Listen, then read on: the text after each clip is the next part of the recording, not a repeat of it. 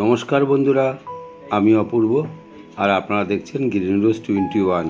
আমার ভিডিও মানে তো নতুন কিছু থাকবে। আর আজকে যে দেখাবো নতুন নতুন কালেকশানগুলো, যদি ভিডিওগুলো না কেটে সম্পূর্ণ দেখা যায় তাহলে আশা করি দেখলে ভালো লাগবে। আর ভালো লাগলে লাইক আর শেয়ার করবেন। দাদা একটু আপনার নামটা বলুন। আমার নাম হচ্ছে অন্তম মালাকার। মালাকার্স গার্ডেন অনেকেই চেনে ইউটিউবে। আর এই জায়গাটা হচ্ছে সোদপুর এসবি টাউন, আর 2 নম্বর রোড। এখানে আসতে গেলে কি করে আসতে হবে? এখানে যদি দেখুন, আপনি যদি বারাসাতের ওদিক থেকে আসেন তাহলে চৌমাথায় নামতে হবে। চৌমাথায় নেমে অটো করে এসবি টাউন বাস স্ট্যান্ড বললে হবে। আর বিটি রোডের ওই দিক থেকে আসলে আপনারা যদি বরানগর থেকে আসতে পারেন, মেট্রো করে বরানগরে এসে ওখান থেকে অটো করে সেম বিটি রোড, আবার অটো করে এসবি টাউন। ট্রেনে করে হলে লোকে শিয়ালদা থেকে সোদপুরে নামতে হবে। 4 নম্বর প্ল্যাটফর্ম দিয়ে বেরিয়ে সেম এসবি টাউনের অটো বললেই হয়ে যাবে। আর একটু আপনার ফোন নাম্বারটা বলে দিন। আমার ফোন নাম্বার হচ্ছে 9836805097। এই নাম্বারে কন্ট্যাক্ট করলে এই নাম্বারে আপনি তো হয়ে যাবে। আমি যোগাযোগ করে নেবেন। দরকার হলে আমি আচ্ছা, এখানে তাহলে আমি এই 1টা 2টো 3টে 4টে 5টে এটার ব্যাপারে বলছি। আচ্ছা, এটা হচ্ছে র্যাপিডোফোরা ক্রিপ্টান্থা।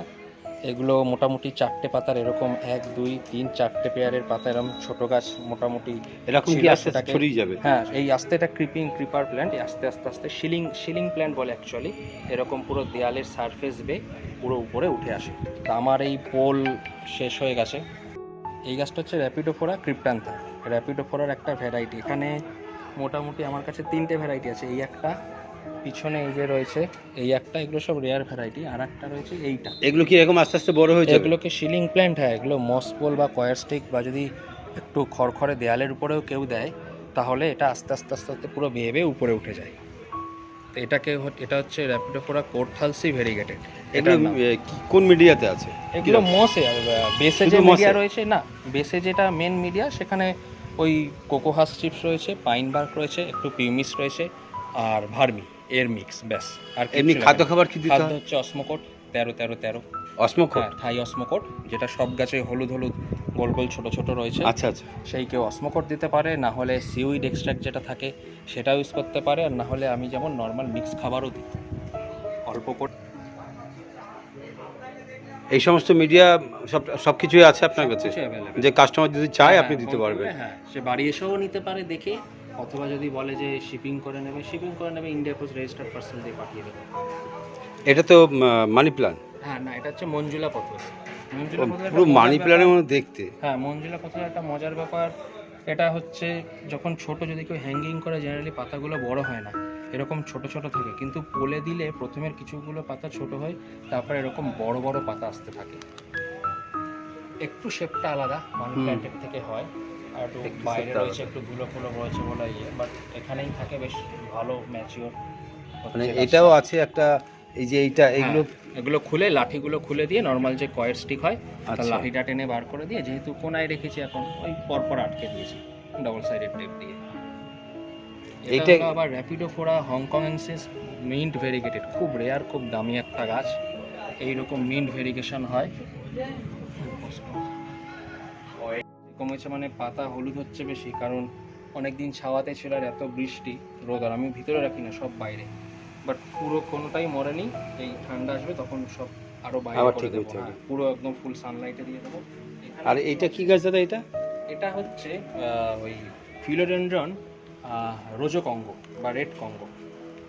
নতুন পাতাটা হলে খুব ভালো ডার্ক ইয়ে কালারের হয়। ওই পাতাটা হচ্ছে, হ্যাঁ, এটা হচ্ছে নতুন পাতা হচ্ছে। আচ্ছা, এটা হচ্ছে মনস্টেরা ডেলিসিওসা, অনেক বড় হয়ে গেছে গাছটা, এখন বিশাল বড় পাতা।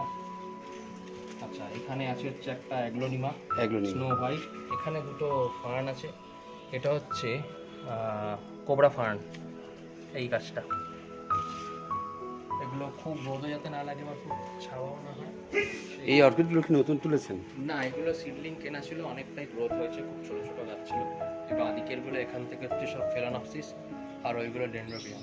পুরো দেখুন ভিজে আছে, শ্যাওলাকে অর্কিডে কম জল দেয়, আমি ভরে ভরে জল দিয়েছি গ্রোথের জন্য।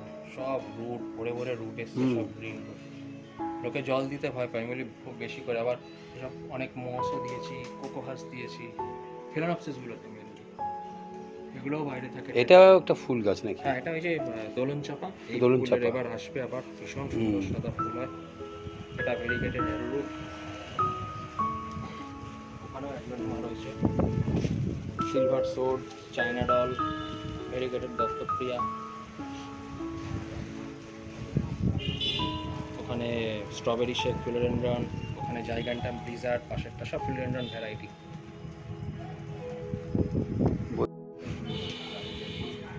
আবার তা না আছে এই যে এইরকম হয় জেনারেলি। এইটার আমি নাম ভুলে গেছি।